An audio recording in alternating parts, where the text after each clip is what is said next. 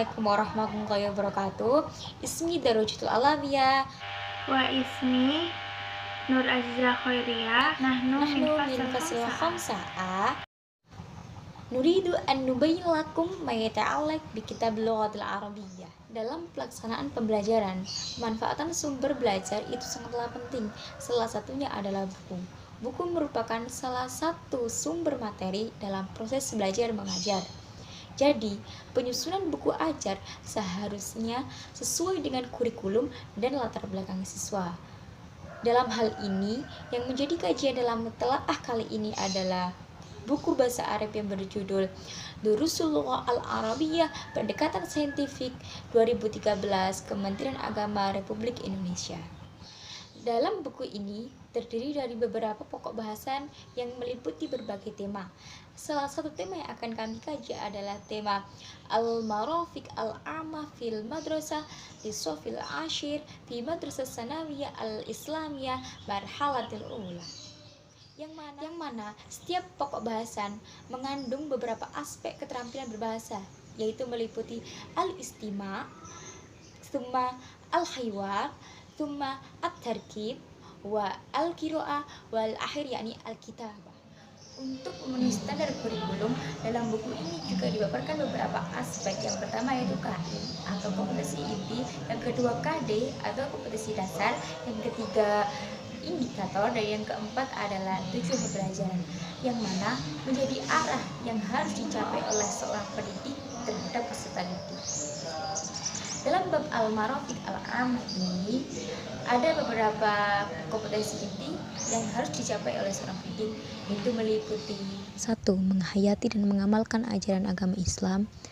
2. Menghayati dan mengamalkan perilaku jujur dan disiplin, tanggung jawab, peduli, gotong royong, kerjasama, toleran, damai, santun, responsif dan proaktif, dan menunjukkan sikap sebagai bagian dari solusi atas berbagai masalah dalam berinteraksi secara efektif dengan lingkungan sosial dan alam, serta dalam menempatkan diri sebagai cerminan bangsa dalam pergaulan.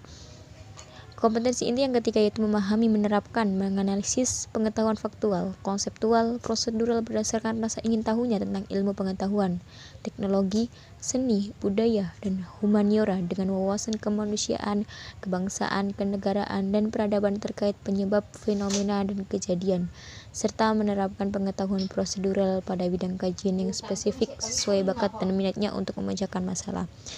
Dan yang terakhir yaitu kompetensi inti yang keempat yaitu mengolah, menalar, dan menyaji dalam ranah konkret dan ranah abstrak terkait dengan pengembangan dari yang dipelajarinya di sekolah secara mandiri dan mampu menggunakan metode sesuai kaidah keilmuan.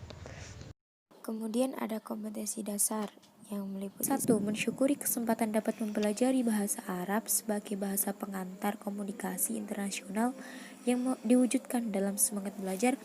Kedua, menunjukkan perilaku santun dan peduli dalam melaksanakan komunikasi antara pribadi dengan guru dan teman, memahami cara penyampaian serta cara merespon, mengidentifikasi cara memberitahu, dan menanyakan tentang fakta, perasaan, dan sikap terkait topik al-marafiq al-amah fil madrasah, mendeskripsikan secara sederhana untuk unsur kebahasaan dan struktur teks al-mubtada wal khabar. Yang keempat yaitu mensimulasikan dialog sederhana tentang cara merespon ungkapan, mendemonstrasikan ungkapan sederhana tentang cara memberitahu dan menanyakan fakta, perasaan dan sikap, menyusun teks, lisan, dan tulis sederhana untuk mengungkapkan terkait topik al-marafiq al-amah fil madrasah dengan memperhatikan unsur kebahasaan, struktur teks, dan unsur budaya secara benar dan sesuai dengan al-mubtada wal khabar. Selanjutnya yaitu indikator pembelajaran, yang mana indikator pembelajaran ini adalah penjabaran dari kompetensi dasar secara spesifik yang dapat dijadikan untuk menilai ketercapaian hasil pembelajaran dan juga dijadikan untuk tolak ukur sejauh mana penguasaan siswa terhadap suatu pokok bahasan. Dalam hal ini, indikator dalam bab al-marafiq al-amah fil madrasah meliputi 1. Menjelaskan isi teks yang didengar yang berkaitan dengan al-marafiq al-amah fil madrasah. Yang kedua, menerapkan percakapan terkait topik al-marafiq al-amah fil madrasah. Ketiga, menerangkan isi teks bacaan yang berkaitan dengan topik al-marafiq al-'amah fil madrasah. Dan yang terakhir yaitu menyusun teks tulis yang terkait topik al-marafiq al-'amah fil madrasah. Kemudian yang terakhir yaitu tujuan pembelajaran. Tujuan pembelajaran ini sebagai bentuk perubahan perilaku atau kompetensi pada siswa setelah mengikuti pembelajaran. Tujuan pembelajaran ini dirumuskan berdasarkan KD dari KI 3 dan KD dari KI 4 dengan mengintegrasikan dimensi sikap dan nilai karakter yang dapat dikembangkan.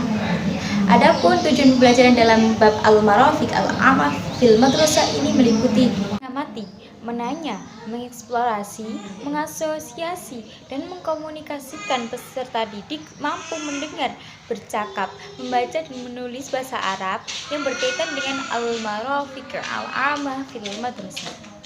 Kemudian lanjut pada pokok pembahasan yang pertama atau keterampilan berbahasa yang pertama pada bab al-marafiq al-'amah fil madrasah ini, yaitu maharo al-istima' atau mendengarkan.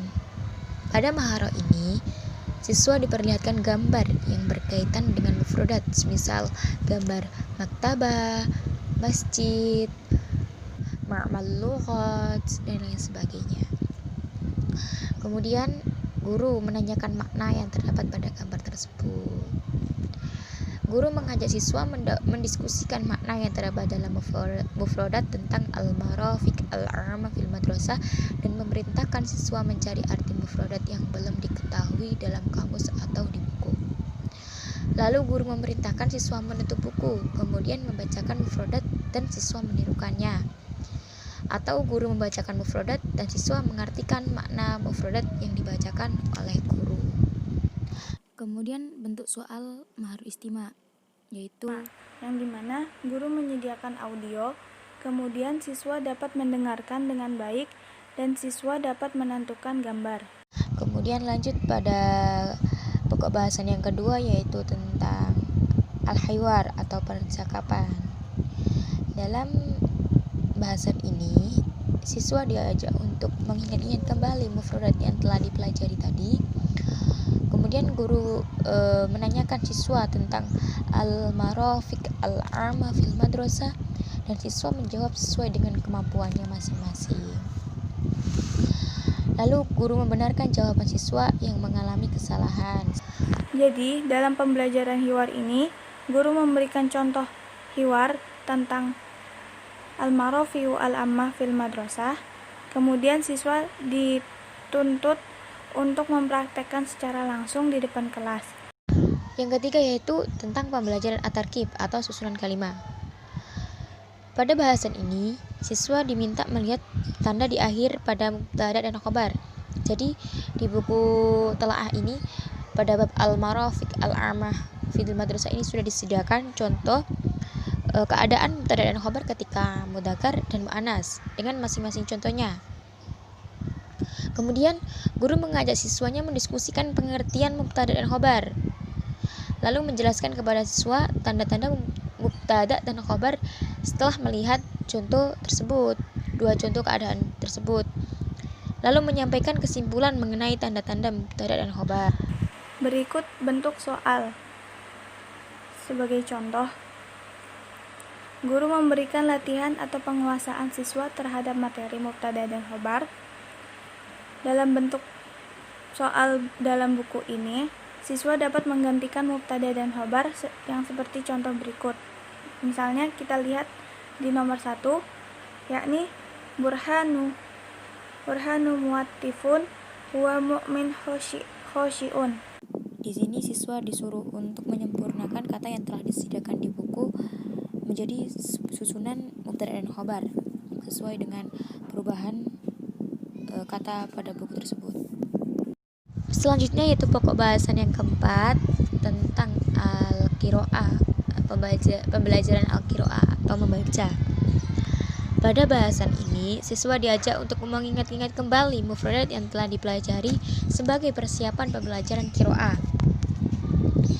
Lalu guru menunjukkan kepada siswa bahwa pembelajaran qiraah ini berkaitan dengan pembelajaran hiwar. yaitu tentang al-marafiq al-a'ma fil madrasah. Lalu guru membacakan teks qiraah dengan benar dan fasih. Jadi di buku ini sudah disediakan teks sederhana